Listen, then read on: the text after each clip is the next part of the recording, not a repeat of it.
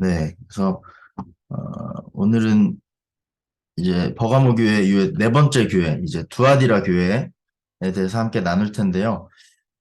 저희 지금까지 어느 교회 살펴봤는지 기억하고 계신가요? 네, 첫 번째 에베소 교회, 두 번째 서머나 교회, 그리고 지난주에 버가모 교회 했고, 오늘은 네 번째 두아디라 교회입니다. 일곱 교회 중에 딱 절반 왔습니다. 이제 얼마 남지 않았습니다. 힘내서 우리 함께 완주하면 좋겠습니다. 오늘도 시작하기 전에, 본격적으로 시작하기 전에 잠깐 그 중요한 8구조, 간소화된 5구조를 잠깐 보고 넘어가도록 하겠습니다.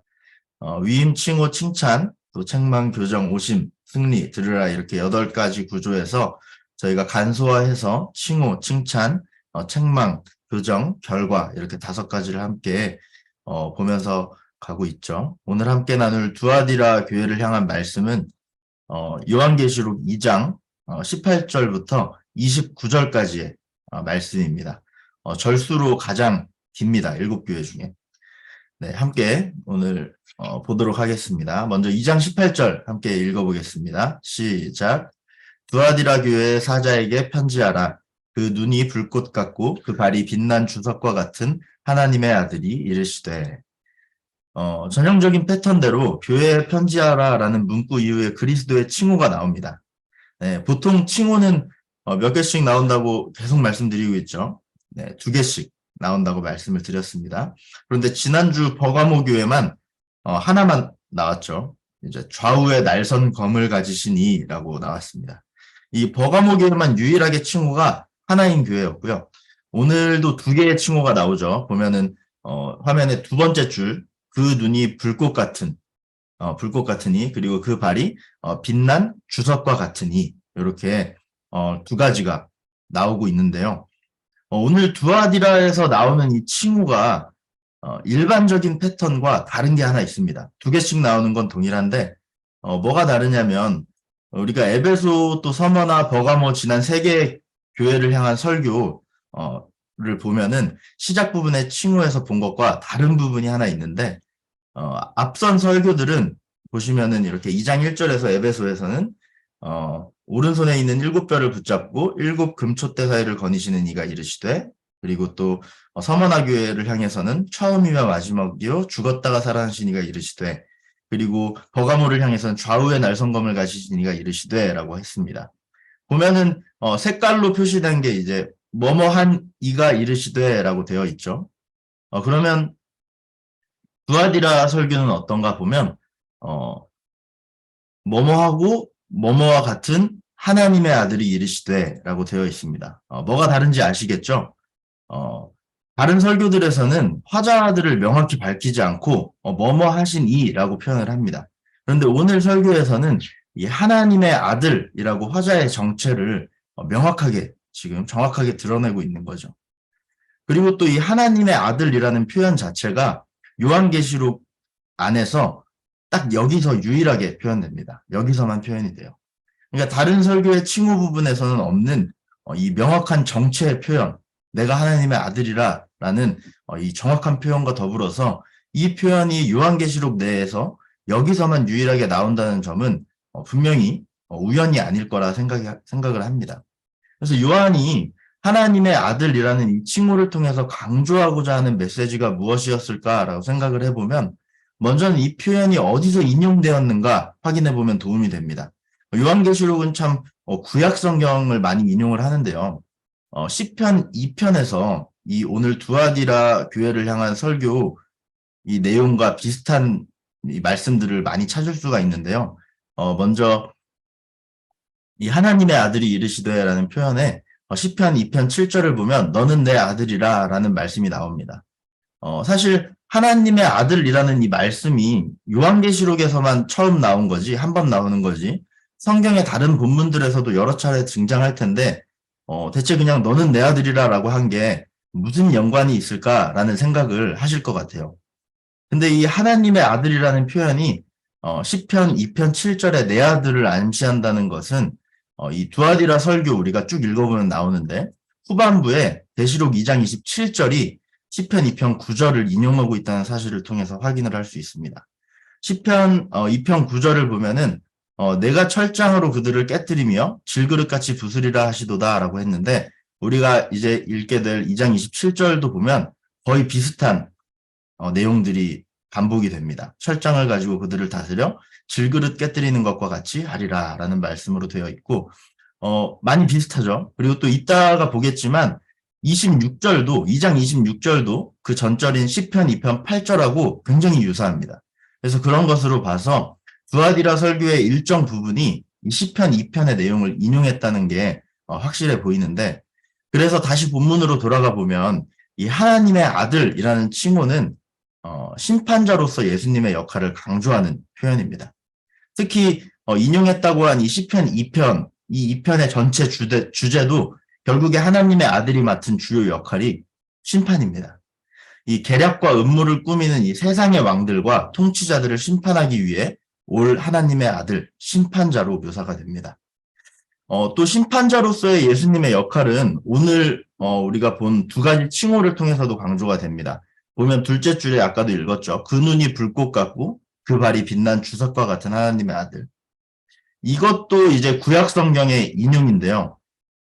지금 보시면은 이게 다니엘서의 금신상 그 내용의 인용입니다. 여기 다니엘서 이 10장 6절을 보면은 한번 읽어볼까요? 다니엘서 10장 6절 앞에 화면 보고요. 시작. 또 그의 몸은 황옥 같고 그의 얼굴은 번갯빛 같고 그의 눈은 횃불 같고 그의 팔과 발은 빛난 녹과 같고 그의 말소리는 무리의 소리와 같더라 라고 말합니다. 그 눈이 불꽃 같고 그 눈은 횃불 같고 비슷하죠 굉장히.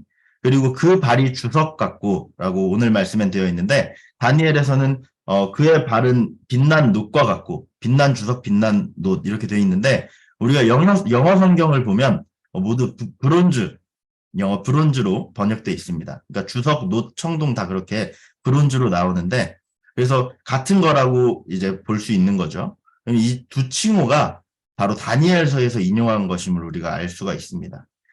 다니엘이 해석한 그 왕의 금신상 꿈 기억하시나요 혹시? 해석 내용이 뭐였죠? 이스라엘, 곧 하나님의 백성을 대적하는 이들이 당하게 될 심판에 대해서 그 꿈 내용이 그 심판의 내용이었습니다. 이렇게 하나님의 아들, 눈이 불꽃 같고 발이 빛난 주석과 같다는 칭호들은 구약 성경을 인용해서 하나님의 심판을 지금 계시하고 있는 것입니다. 그리고 요한계시록에서 사용된 여러 이미지 그리고 칭호, 표현들의 다수는 구약 성경을 인용하는 것도 있는 것과 동시에 당시에 해당 지역의 그 이교도적 환경을 암시하기도 했습니다. 그러니까 제가 계속해서 설명드렸는데 예전에 에베소 교회에서 7별을 붙잡은 이라는 것도 그렇고 또 지난주에 좌우에 날선검을 가지신 뭐 이런 표현들 모두 당시의 그 지역과 또 로마의 압제 아래 있다는 그 상황에 맞게 쓰여진 그 칭호와 표현이었다라고 제가 말씀드렸는데 기억하시죠? 이 하나님의 아들이라는 칭호도 여기에 해당됩니다. 계속 말씀드리는 게 로마 황제들은 자기들을 신이라고 생각하고 그렇게 드러내는 걸 굉장히 좋아했습니다. 그래서 일반적으로 자기들이 서신이나 칙령을 이렇게 보낼 때 그 안에 스스로를 신의 아들이라고 표현을 합니다. 신의 아들이 뭐예요? 신의 아들이 신이죠. 그러니까 자기들이 신이라는 것을 그렇게 표현을 한 겁니다. 그러니까 소아시아 지역의 교회들은 이 하나님의 아들이라는 이 표현만으로도 로마 황제에 대한 정면 도전으로 아마 이해했을 것입니다. 또 이 두아디라 교회, 두아디라 지역에 섬기는 수호신이 있었는데 그리스 로마 신화의 아폴로입니다. 아폴로. 이 아폴로가 하나님의 아들이라는 표현과 무슨 상관이 있을까 생각해 보면 아폴로가 누구의 아들일까요? 제우스의 아들입니다. 신 중의 신이라고 하죠. 그리스 로마 신화에. 그 지역에서 신의 아들이라고 하면 당연히 아폴로 그리고 로마 황제, 신의 아들이라 칙령을 보내는 그 로마 황제를 생각했을 것인데 여기서 이제 하나님의 아들이라고 이 서신에서 이 설교에서 말씀하는 것은 정말 신의 아들은 여기 있다라는 것을 표현한 겁니다. 이렇게 예수님께서 스스로를 드러내는 칭호 또 이미지를 통해서 두아디라 교회에게 하시는 말씀은 내가 심판자로 지금 올 거다. 이 세상에 온다라는 것을 강조하시는 겁니다. 또 예수님께서 그 지역의 수호신인 아폴로나 자칭 신이라 하고 떠드는 그 로마 황제, 그런 다른 모든 신의 아들들보다 탁월한 하나님의 아들이 바로 예수 그리스도이심을 이 칭호를 통해서 표현하신 겁니다. 또 칭호 중에 불꽃 같은 눈, 이 표현은 심판자로서의 역할을 더 강조합니다. 모든 것을 관통하는 이 불꽃과 같은 눈을 통해서 이 두아디라 성도들의 마음속에 감춰진 의도를 꿰뚫어 보신다는 것이죠. 또 빛난 주석과 같은 발 또한 하나님의 통치에 반대하는 이 모든 적대자들을 짓밟을 것이라는 심판의 메시지입니다. 이 빛난 주석이라고 된 것이 빛이 난다 이런 표현이라기보다 원어를 보면 뜨겁게 달궈진, 불에 뜨겁게 달궈진 청동 이런 것으로 이해를 할 수 있는데, 뜨겁고 크고 거대한 발로 이 적대자들을 짓밟을 것이다 라는 이 심판의 메시지라는 거죠. 그래서 이 칭호의 해석들을 봤을 때 지금 주로 등장하는 표현이 뭔가요? 무엇이 주를 이루고 있나 보면 바로 심판입니다. 심판. 에베소 서머나 때 봤던 7별 가지시니, 7금촛대를 가지시니, 뭐 처음이자 마지막, 죽었다가 살아나시니, 이와 같은 칭호와는 달라요. 다른 성격을 가지고 있다는 거죠. 지난주에 버가모 교회를 향한 설교에 나온 칭호가 좌우에 날선검을 가지신 이였는데, 그런 것처럼 이 칭호 자체가 굉장히 심판의 성격을 강하게 띠고 있다는 것입니다. 그러면 이 뒤에 나올 내용들이 어떨지 어느 정도는 예상이 되죠. 두아디라 교회도 칭찬에 대한 내용이 있는 교회이지만 설교 도입부에 나오는 이 칭호를 봤을 때 두아디라 교회가 우상숭배에 타협한 일 때문에 전반적으로 예수님께서는 교회를 부정적으로 판단하고 있음을 우리가 알 수 있습니다. 그래서 이제 칭찬으로 넘어가서 한번 볼 텐데요. 2장 19절 말씀을 함께 읽겠습니다. 2장 19절 함께 읽겠습니다. 시작. 내가 내 사업과 사랑과 믿음과 섬김과 인내를 아노니 내 나중 행위가 처음 것보다 많도다. 보면 사업, 사랑, 믿음, 섬김, 인내를 안다고 말씀하시는데, 여기서 사업은 영어 성경에서 행위, 행동을 뜻하는 deeds로 나옵니다. deeds. 그러니까 I know your deeds. 내가 너의 행위를 안다 라고 이제 말씀하시는 거죠. 에베소 교회를 칭찬하실 때 2장 2절에서 너의 행위, 곧 수고와 인내를 안다 라고 하셨고, 서머나 교회를 칭찬하실 때도 2장 9절에서 네 환난, 너의 환난, 곧 궁핍과 비방을 안다라고 하셨습니다.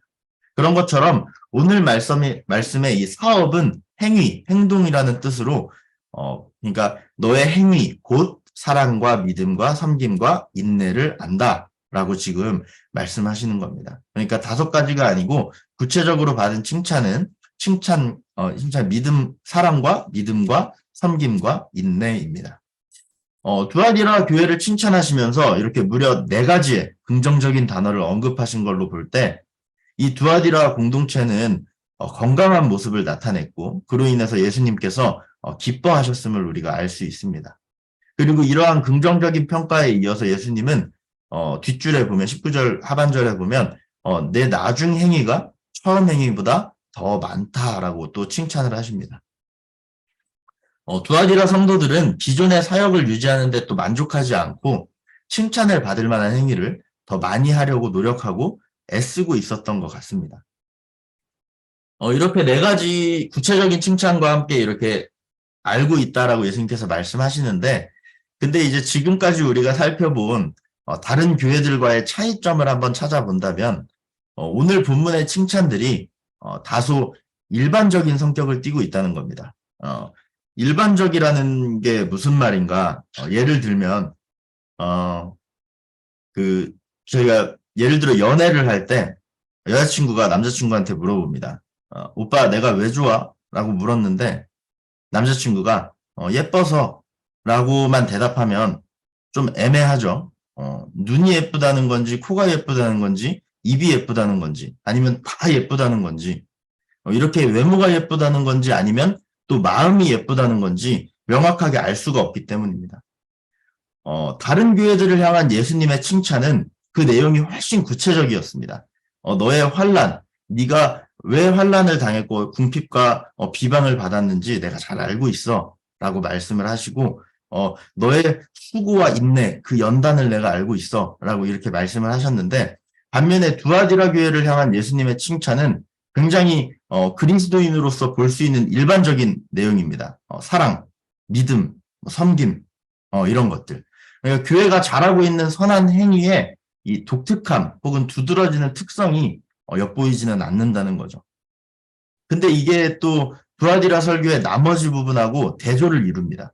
앞으로 우리가 살펴본 이 두아디라 교회가 저지른 악한 행위는 예수님께서 굉장히 구체적으로 언급하시기 때문에 대조적이라고 볼 수가 있겠습니다. 그래서 바로 우리가 책망 부분을 한번 살펴보면 2장 20절 말씀을 한번 읽어볼까요? 2장 20절입니다. 시작. 그러나 내게 책망할 일이 있노라. 자칭 선지자라는 여자 이세벨을 내가 용납함이니 그가 내 종들을 가르쳐 꿰어 행음하게 하고 우상의 재물을 먹게 하는도다. 칭찬에서 책망으로 전환될 때는 이 정형화된 표현 계속해서 나오죠. 그러나 내게 책망할 일이 있다로 시작됩니다. 앞절에서 무려 4가지의 칭찬이 나왔기 때문에 이거를 이제 해석하는 일부 주석가들은 이렇게 4가지 칭찬을 해놓고 갑자기 그러나 네게 책망할 일이 있다라고 하는 전환을 이렇게 두고서 갑작스럽고 뜻밖이다라고 표현을 합니다. 그런데 우리가 칭호에서도 살펴본 것처럼 이미 이 예수님께서 그리스도의 칭호 부분에서 어떤 예수님으로 표현이 됐죠? 심판하시는 예수님, 심판하러 오실 예수님으로 표현이 됐던 점, 그리고 또 칭찬 중에 구체적인 내용은 없었다는 점을 볼 때 충분히 이제 책망에 대해서는 예상이 가능하기도 합니다. 그래서 예수님께서는 두아디라 교회를 굉장히 구체적으로 책망하시는데 보면 자칭 선지자라는 여자 이세벨을 용납했다. 그리고 그가 내 종들을 꿰어서 예수 그리스도의 성도들을 꿰어서 행음하게 하고 우상의 재물을 먹게 하는도다 라고 말했습니다.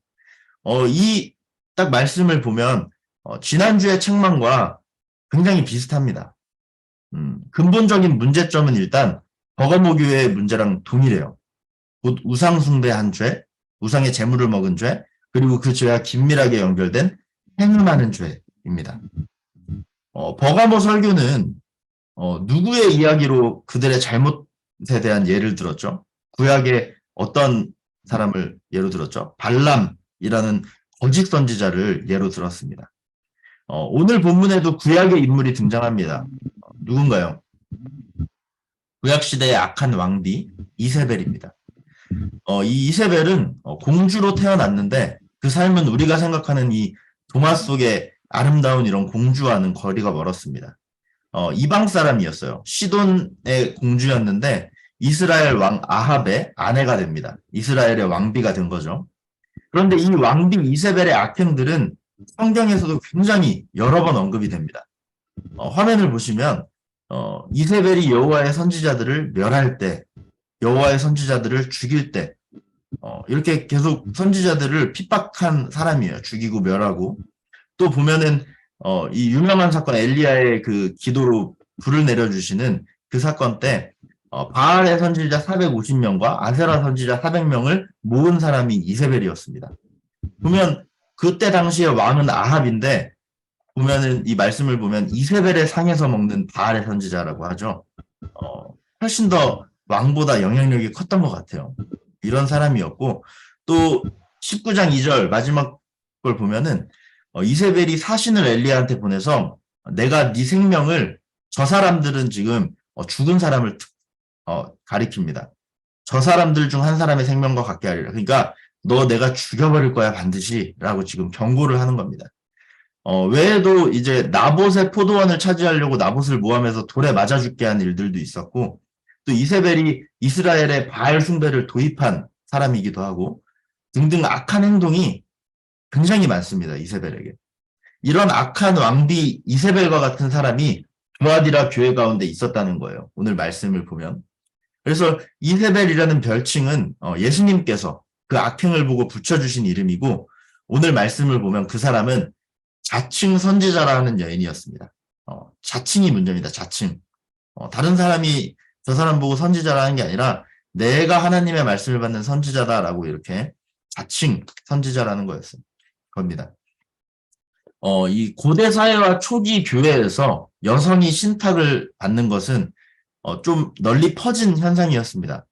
우리가 아는 사람 중에도 누가복음 2장 36절에 아셀 지파 바누엘의 딸 안나라는 선지자, 안나 아시죠? 안나라는 선지자가 있었고 여선지자였고요. 또 여기 보면은 일곱 집사 중 초대교회 일곱 집사 중 한 명인 빌립, 그에게 딸이 넷 있었는데 예언하는 자들이었다고 기록을 합니다. 그러니까 이런 사람들처럼 이 두아디라 교회의 이세벨이라 표현된 이 여인은 자기 스스로를 이렇게 하나님의 말씀을 예언하는 여선지자라고 자기가 부른 거예요. 이렇게. 그러니까 자신의 가르침이 신적 계시, 하나님의 계시를 담고 있을 뿐 아니라 신적 권위 또한 지니고 있음을 자기 스스로 이제 광고를 하고 다닌 사람인 거죠. 그런데 이런 이세벨과 같은 거짓 선지자가 두아디라 교회 내에서 어떤 행동을 했는가? 뒤에 그 구체적인 책망이 나옵니다. 보니까 그가 내 종들을 가르쳐 꿰어 행음하게 하고 우상의 재물을 먹게 하는도다 라고 하는데 버가모 교회를 책망하신 두 가지 항목과 순서만 바뀌었고 내용은 동일합니다. 버가모 교회도 우상의 재물을 먹게 하고 행음한다 라는 책망을 받았는데 똑같습니다. 그 두아디라 성도들 역시 이 거짓 가르침에 꿰어서 유혹을 이기지 못하고 이세벨의 유혹에 이기지 못하고 우상의 재물을 먹고 행음을 저지르는 죄를 범했다는 겁니다. 이러한 잘못에 대해서 이제 예수님께서 교정을 하시죠. 두아디라 교회를 향한 설교는 이 교정 부분에서 다른 설교들하고 조금 다른 구조가 있습니다. 다른 설교들의 경우에 우리가 간소화된 5가지를 봤을 때 교정 다음에 이제 결과가 나오죠. 교정 다음 부정적인 결과, 긍정적인 결과로 마칩니다. 그런데 이 두아디라 교회는 두 개의 서로 다른 그룹을 향해서 교정과 결과 이렇게 2번을 말씀하고 계셔요. 그러니까 일반적으로는 교정 후에 부정적인 결과랑 긍정적인 결과가 나오는데 두아디라 교회를 향해서는 어떤 특정한 그룹을 향해서 교정과 결과 그리고 또한 특정한 그룹을 향해서 교정과 결과를 말씀하신다는 거죠. 그래서 첫 번째 그룹은 이세벨과 그를 따르는 무리들로 이루어져 있습니다. 그래서 그들을 향한 교정과 결과는 부정적입니다. 그리고 두 번째 특정한 그룹은 두아디라 교회의 나머지 사람들로 이루어져 있습니다. 그리고 그들을 향한 교정과 결과는 긍정적입니다. 그래서 먼저 첫 번째 교정을 보면 2장 21절 이세벨과 그녀의 추종자들을 향한 결과 교정을 향해서 먼저 보겠습니다. 21절 말씀 읽겠습니다. 시작. 또 내가 그에게 회개할 기회를 주었으되 자신의 음행을 회개하고자 하지 아니하는도다. 하나님께서는 이런 악한 행위에 대해서 회개할 기회를 주십니다. 이들에게도 회개할 기회를 주셨습니다. 그런데 이들은 그 행위에 대해서 회개하려 하지 않았다고 기록합니다. 이세벨이라고 불리는 자칭이 여선지자는 예수님께서 자비롭게 권유하신 너 회개해라 라고 하신 이 용서의 기회를 붙잡지 않는다라고 기록되어 있습니다. 그렇다면 회개하지 않은 이들의 결과는 어떨까요? 우리 22절, 23절 이어서 읽겠습니다. 22, 23절 시작. 볼지어다 내가 그를 침상에 던질 터이요 또 그와 더불어 간음하는 자들도 만일 그의 행위를 회개하지 아니하면 큰 환난 가운데 던지고 또 내가 사망으로 그의 자녀를 죽이리니 모든 교회가 나는 사람의 뜻과 마음을 살피는 자인 줄 알지라. 내가 너희 각 사람의 행위대로 갚아주리라. 22절을 보면 두 가지 심판이 나옵니다. 첫째는 내가 그를 침상에 던질 터이요. 두 번째는 그와 더불어 간음하는 자들도 큰 환난 가운데 던지고입니다. 내가 그를 침상에 던질 터이요 라고 말하는 데서 여기서 그를 해서 그가 누굴까요? 이 모든 일의 원인이 된 거짓 선지자, 자칭 선지자 이세벨을 의미합니다. 그리고 그 이세벨과 더불어 간음하는 자들은 두아디라 교회 내에서 이세벨을 추종했던 추종자들을 가리킵니다. 그러니까 이들 또한 이세벨은 심판을 받을 텐데 이 추종자들 또한 회개하지 않고 계속해서 이렇게 악한 행위를 저지른다면 심판을 피하지 못할 것이라고 예수님이 말씀하시는 거죠. 이세벨을 침상으로 던진다라고 말씀하셨는데 이 침상이 무슨 뜻일까요? 침상으로 던진다라는 뜻이 이 침상을 의미하는 단어는 클리네입니다. 클리네라는 단어인데 침대, 식탁, 관 이런 다양한 뜻을 가지고 있습니다. 이 중에서 이 침상에 던진다라는 말은 이 침상은 병상을 의미합니다. 병상. 그러니까 범죄한 자에 대한 하나님의 심판으로 나타나는 질병을 얘기하는 거예요. 몸져 누웠다 이런 표현 많이 하잖아요. 하나님의 처벌로 인해서 침대에 누울 수밖에 없는 고통스러운 상태가 될 것을 말씀하시는 겁니다. 또한 클리네가 이제 침대 말고도 식탁이라는 뜻도 가지고 있다고 제가 말씀드렸는데 당시의 신전, 제사를 드리는 신전에 연회나 제사 식사에 사용된 식사용 장의자 그리고 식탁을 이 클리네라고 동일하게 불렀다고 합니다. 지난주에 버가모 교회 때 말씀드렸는데 이 신전에서 식사의 자리는 대부분 무엇으로 이어진다고 했죠? 뭐가 동반된다고 했었죠? 이 식사의 자리는 성관계를 포함한 여흥, 이 행음하는 자리가 동반된다고 제가 말씀을 드렸습니다. 그러니까 이세벨과 같은 이 거짓 선지자가 그러한 곳에서 식탁에서 클리네에서 우상의 재물을 먹고 음행을 저질렀기 때문에 하나님께서는 죄악에 물든 이 쾌락의 식탁을 고통의 침상, 병상으로 바꿔버리시겠다고 말씀하시는 겁니다. 이게 그를 침상에 던질 터이요라고 말씀하시는 말입니다. 그리고 23절에 보면 사망으로 그의 자녀를 죽이겠다라고 말하는데 이 자녀는 이 거짓 선지 자칭 선지자의 육신의 진짜 자녀들이 아니라 그녀의 영적인 자녀들을 의미합니다. 그러니까 추종자를 말하는 거죠. 거짓 선지자의 가르침을 받아들이고 우상 숭배와 성적인 죄를 저지른 그 영적인 자녀들입니다. 이 자녀들을 은유로 사용한 사례는 신약 성경에도 여러 곳에서 나옵니다. 이세벨뿐만 아니라 그의 거짓된 가르침에 속아서 악행을 저지르고 결국에 회개하지 않은 이 공범자, 추종자들에게는 모두 하나님의 큰 심판, 이 영원한 죽음이 있을 것을 이렇게 심판, 부정적인 결과를 통해 말씀해주고 계시는 겁니다. 이세벨과 그녀의 추종자들이 맞이할 이 부정적인 결과는 그들의 악한 행위에 대한 보응의 선언으로 마무리가 됩니다. 이 23절 마지막 줄을 보면 내가 너희 각 사람의 행위대로 갚아주리라 라고 말씀하십니다. 너희가 저지른 그 잘못대로 내가 너희들을 심판할 것이다 라고 말씀하시는 거죠. 우리가 칭호에서 봐서 알듯이 예수님은 불꽃 같은 눈을 가지셨습니다. 우리의 외적인 모습뿐만 아니라 그 뜻과 마음까지도 살필 수 있는 통찰력과 모든 것을 꿰뚫어보는 시선을 가지고 계신 분이 바로 예수님입니다. 그러니까 두아디라 성도 일부를 꿰어낸 그 거짓 가르침을 주고 죄를 짓게 만드는 이세벨의 거짓됨을 밝히시고 반드시 벌 주실 이가 바로 심판자 하나님의 아들 예수 그리스도라는 것이죠.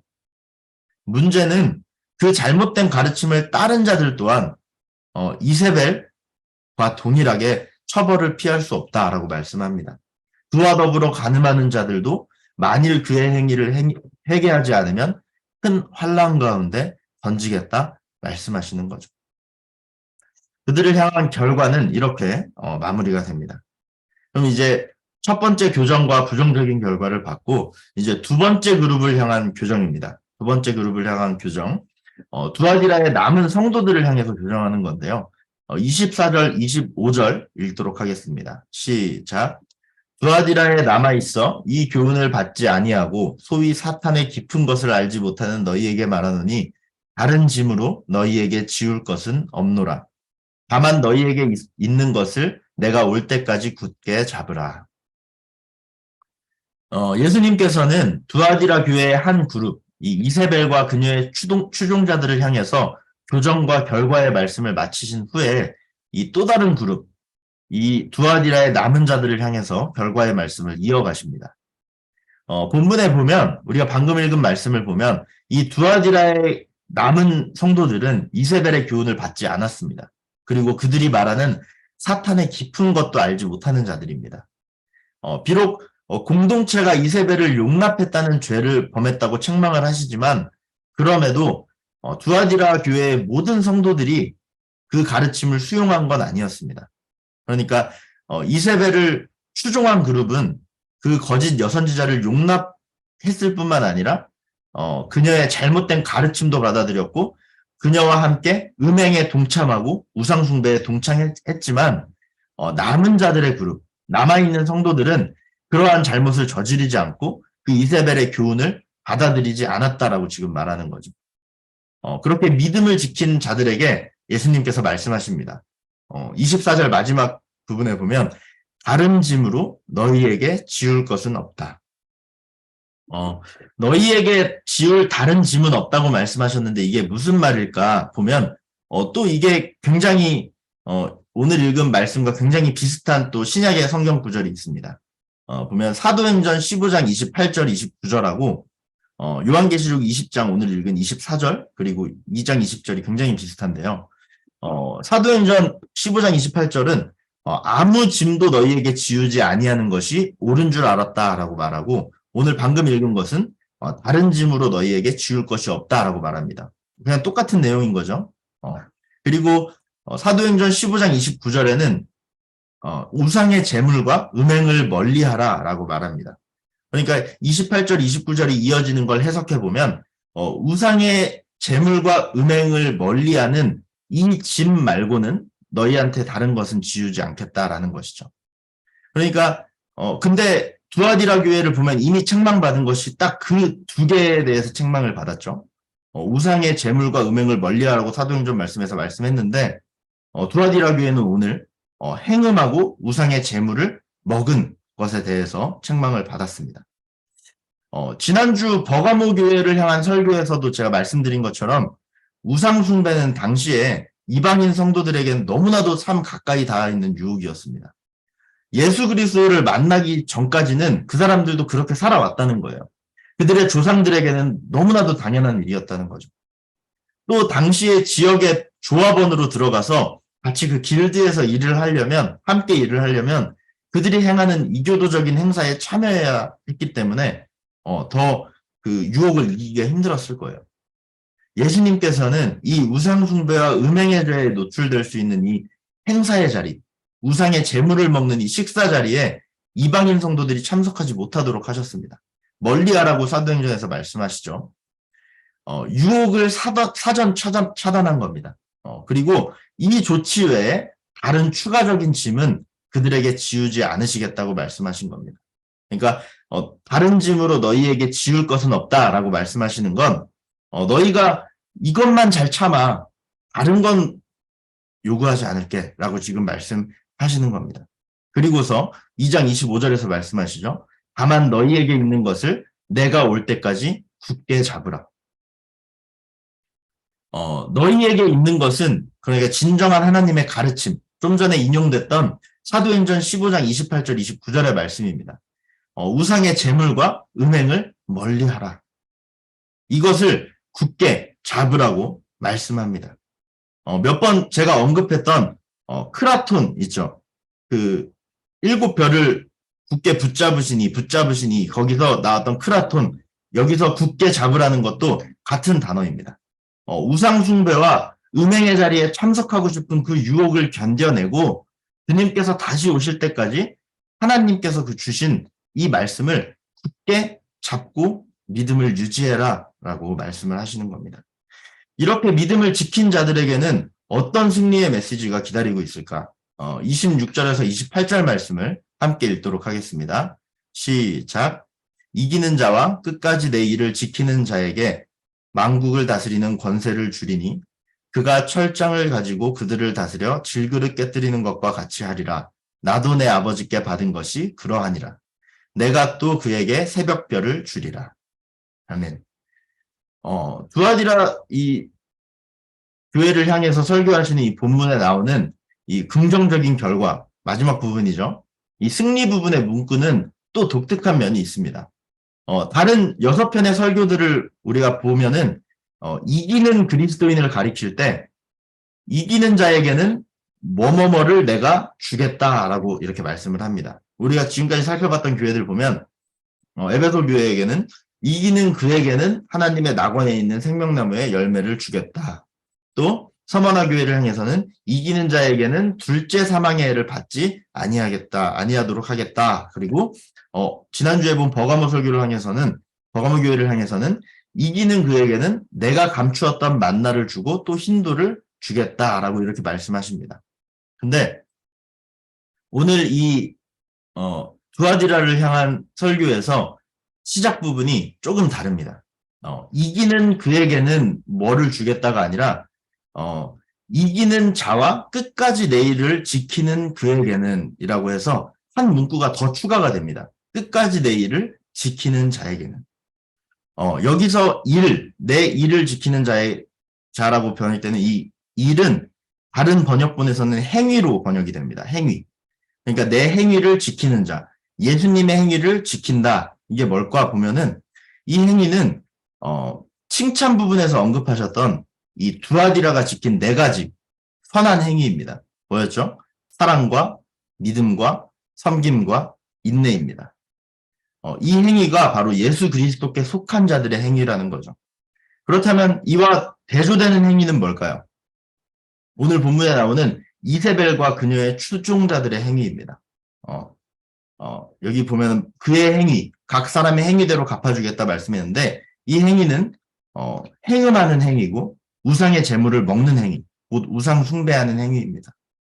그런데 끝까지 내 일을 지켜라 라고 특별하게 여기서 한 번 더 강조한 것은 그만큼 그들이 허용했던 이 이세벨과 같은 거짓 선지자의 영향력이 두아디라 교회 가운데 깊숙이 뿌리 내렸다는 겁니다. 그리고 그들 가운데 마음을 빼앗겨서 이세벨을 따라서 범죄한 이들이 굉장히 많았음을 의미를 합니다. 그러니까 한 번 더 이것을 잘 지키라고 강조를 하는 것이죠. 어떻게든 이세벨과 그녀의 추종자들과 같은 이 우상숭배와 음행하는 범죄들을 끊어내고 예수 그리스도의 행위인 사랑과 믿음과 섬김과 인내를 행함으로 주님 주시는 승리를 얻으라고 말씀하시는 겁니다. 그렇게 그리스도의 능력으로 우상숭배와 음행의 유혹을 이기고 그리스도의 행위를 실천한 이들은 2가지 상을 받게 된다고 오늘 말씀은 얘기합니다. 첫 번째 긍정적인 결과는 만국을 다스리는 권세입니다. 만국을 다스리는 권세. 그러니까 이 만국을 다스리는 권세가 우리가 잘 알고 있는 이 창세기에 생육하고 번성하여 땅에 충만하라, 정복하고 다스리라 라는 이 창세기 1장 27절, 28절의 메시지와는 또 다른 의미를 가지고 있어요. 만국을 다스리는 권세, 여기서 만국을 다스리는 권세는 다가올 마지막 때 예수님께서 심판의 주로 오실 때 하나님께서 택하신 백성들에게 나머지 사람들에 대한 통치권을 부여하시는 것으로 이해하면 됩니다. 그러니까 하나님께서 택하신 백성들은 나머지 사람들을 통치하는 권한을 부여받는다는 거죠. 실제로 구약 성경의 본문 중에 하나님의 백성이 미래 왕국에서 특별한 지위를 누리게 될 것이라는 기대감을 담은 메시지들이 있습니다. 잠깐 살펴만 보면 이사야 60장 14절을 보면 너를 멸시하던 모든 자가 내 발 아래 엎드려 너를 일컬어 여호와의 성읍이라 이스라엘의 거룩한 이의 시온이라 하리라 라고 말씀하고 또 다니엘서 7장 27절을 보면 나라와 권세와 온 천하 나라들의 위세가 지극히 높으신 이의 거룩한 백성에게 붙임받으리니 그 밑에 보면 모든 권세 있는 자들이 다 그를 섬기며 복종하리라 라고 말합니다. 이런 기대감은 신약 성경 안에도 있습니다. 예수님께서 제자들에게 말씀하신 부분인데요. 19장 28절인데 우리 화면을 보면서 다시 같이 한번 읽어볼까요? 마태복음 19장 28절입니다. 시작. 인자가 자기 영광의 보좌에 앉을 때에 나를 따르는 너희도 12보좌에 앉아 이스라엘 12지파를 심판하리라 라고 말씀을 합니다. 또 바울은 디모데후서 2장 11절 12절에서 이렇게 말했습니다. 우리가 주와 함께 죽었으면 또한 함께 살 것이요 참으면 또한 함께 왕노릇 할 것이요. 또 비슷한 메시지가 오늘 우리가 보고 있는 요한계시록에서도 나오는데요. 우리가 마지막 주차에 나누게 될 이 라오디게아 교회를 향한 설교에서 3장 21절을 보면 이기는 그에게는 내가 내 보좌에 함께 앉게 하여 준다라고 말합니다. 근데 이 계시록 3장 21절을 보면 우리가 일곱 설교의 전형적인 형식을 배우고서 이거를 보니까 이 라우디게아 설교 본문이 어디 부분인지 아시겠죠? 라우디게아 설교를 향한 본문의 5가지 형식 중에 이기는 그에게 마지막 결과 부분입니다. 승리, 긍정적인 결과 부분인데 우리가 나중에 이 라우디게아 교회를 할 때 다시 한번 나누겠습니다. 여기서도 이렇게 내가 내 보좌에 함께 앉게 하겠다 이렇게 말씀하고 있는 거죠. 아무튼 이렇게 계속해서 성경은 이 하나님의 택함받은 백성들이 하나님의 통치에 동참하게 될 것을 계속해서 강조합니다. 뭐 계시록에서도 지금 읽은 3장 21절뿐만 아니라 계속해서 등장을 합니다. 6, 7번 정도 등장해요. 그렇다면 이 만국을 다스리는 권세는 구체적으로 어떤 것일까요? 이에 대한 구체적인 내용은 이어지는 27절에 기록되어 있습니다. 27절을 보면 그가 철장을 가지고 그들을 다스려 질그릇 깨뜨리는 것과 같이 하리라. 나도 내 아버지께 받은 것이 그러하니라 라고 말하는데 우리가 맨 처음 칭호에 대해서 나눌 때 살짝 봤습니다. 오늘 설교 중에 이 시편의 말씀에서 인용된 부분들이 있다고 말씀드렸죠. 바로 이 26절과 27절 그리고 시편 2편의 8절 9절이 굉장히 형식이 비슷합니다. 보면은 계시록 2장 26절에서는 만국을 다스리는 권세를 주리니 되어 있는데 시편 2편 8절에서는 내가 이방 나라를 내 유업으로 주리니 내 수유가 땅끝까지 이르리로다 말합니다. 그러니까 내 유업으로 줄 건데 그 유업이 땅끝까지 이르겠다. 그러니까 전 만국을 다스리는 권세와 비슷한 의미라고 할 수 있죠. 또 27절을 보면 그가 철장을 가지고 그들을 다스려 질그릇 깨뜨리는 것과 같이 하리라. 그리고 시편 2편 9절을 보면 내가 철장으로 그들을 깨뜨리며 질그릇같이 부수리라. 거의 비슷하죠. 동일하다고 할 수 있겠죠.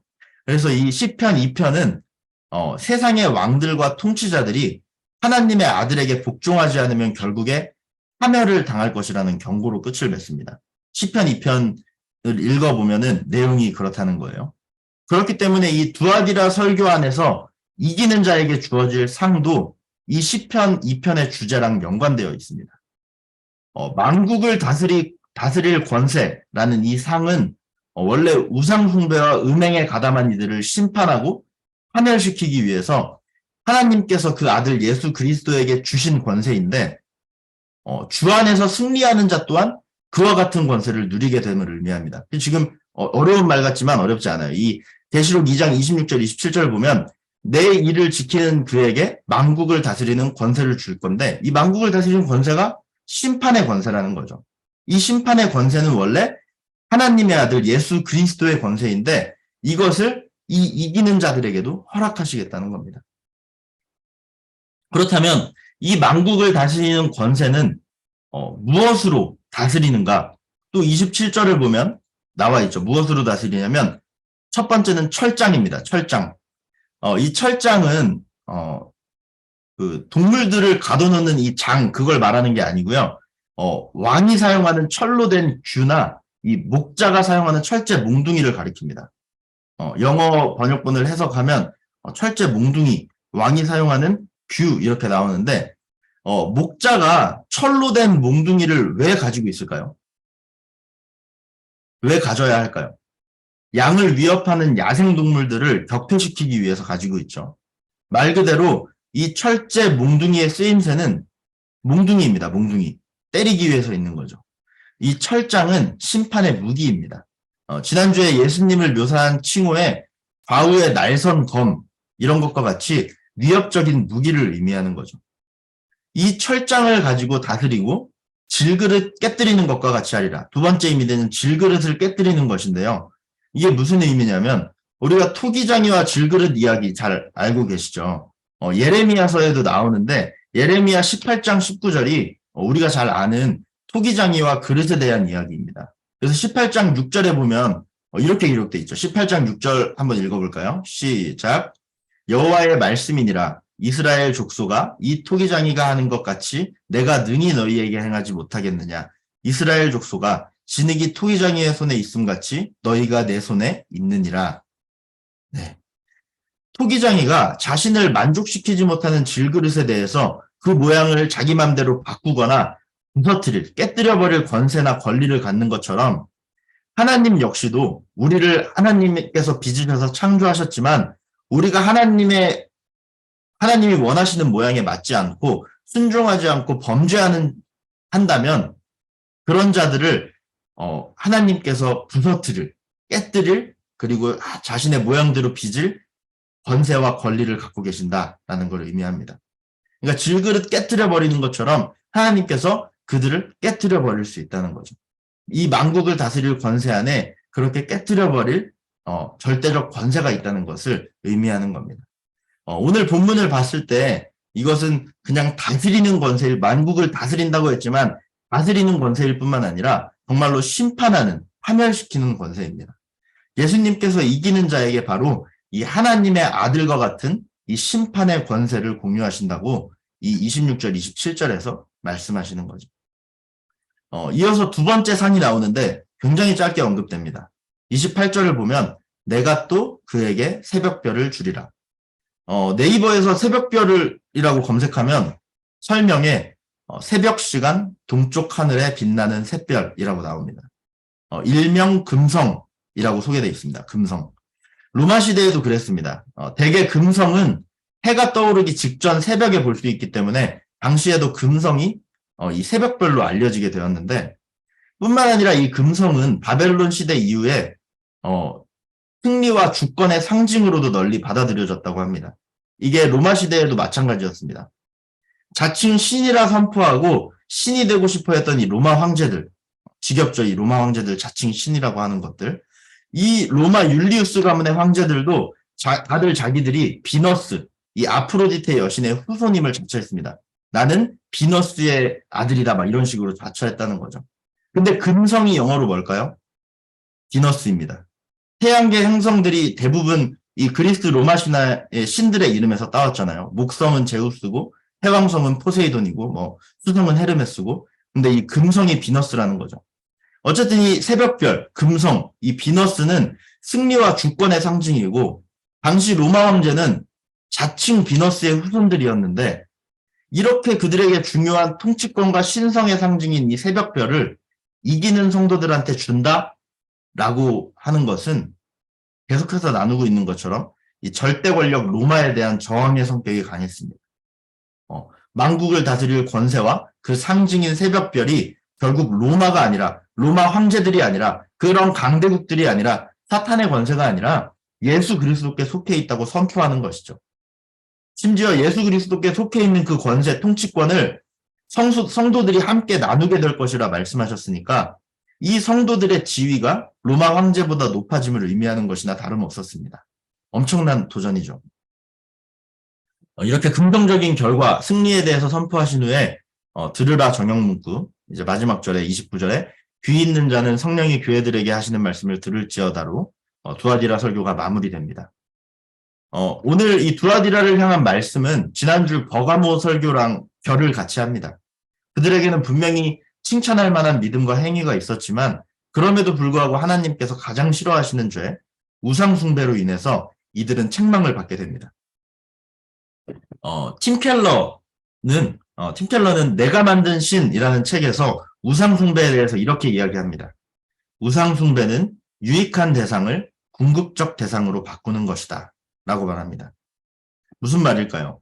우상을 순전히 나쁘다고만 보는 것은 잘못된 생각입니다. 우상 숭배의 죄는 그것보다 훨씬 더 복잡합니다. 무슨 말이냐면 처음부터 우상 그 자체인 것은 많지 않다는 거예요. 세상을 살아가면서 우리에게 좋은 것, 유익한 것은 굉장히 많습니다. 그런 것들이 처음부터 나쁘다고 할 수는 없죠.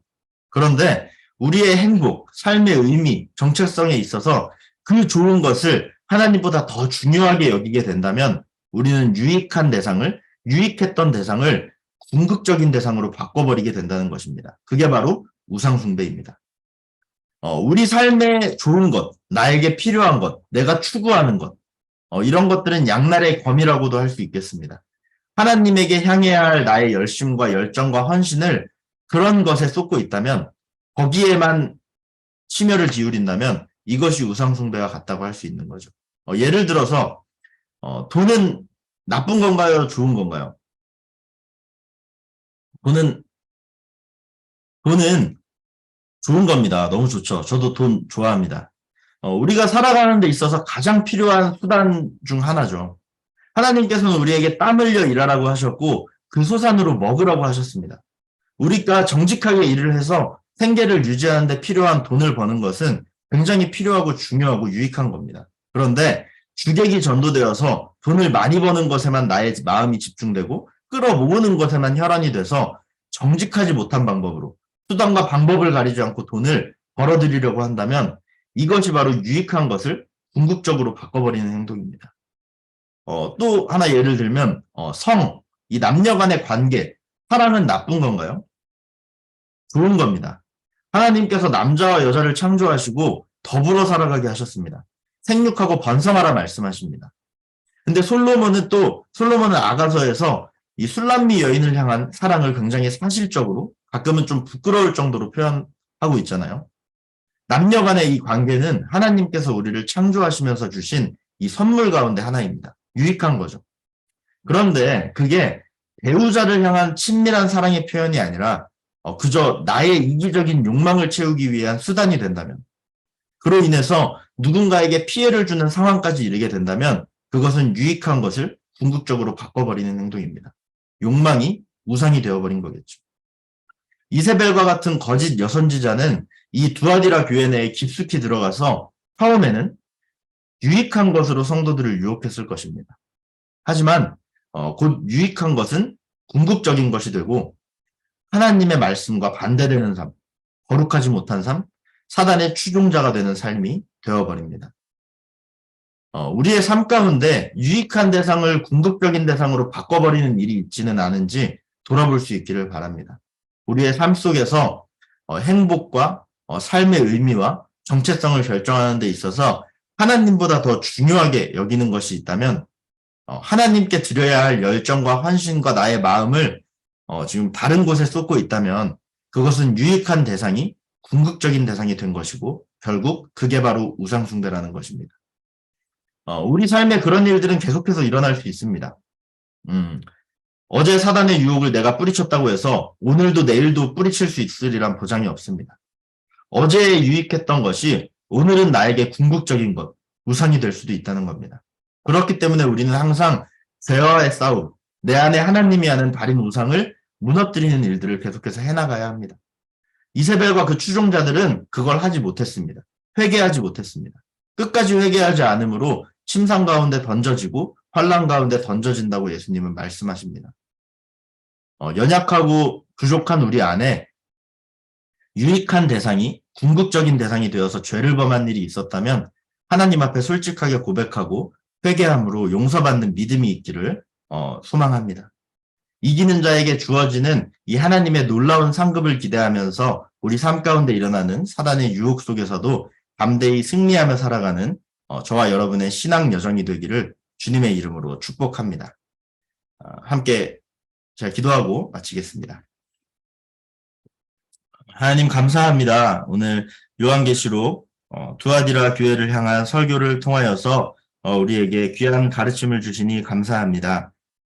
주님, 내 안에 유익한 것이 궁극적인 것이 되어 우상 숭배로 가지는 않았는지 우리의 삶을 되돌아보게 하여 주옵소서. 주님께서 자비로운 그 마음으로 긍휼히 우리를 여기심으로 회개할 기회를 주실 때에 우리가 주님 앞에 회개하고 주님께로 다시 돌아올 수 있도록 주님 우리를 인도하여 주옵소서. 그리하여 우상 숭배와 행음을 멀리하고 주님께서 말씀하시는 약속하시는 그 이기는 자에게 주어지는 승리를 그 상을 바라보며 우리가 한 걸음 한 걸음 담대하게 나아갈 수 있도록 주님 인도하여 주시옵소서. 감사드리며 예수님의 이름으로 기도합니다. 아멘.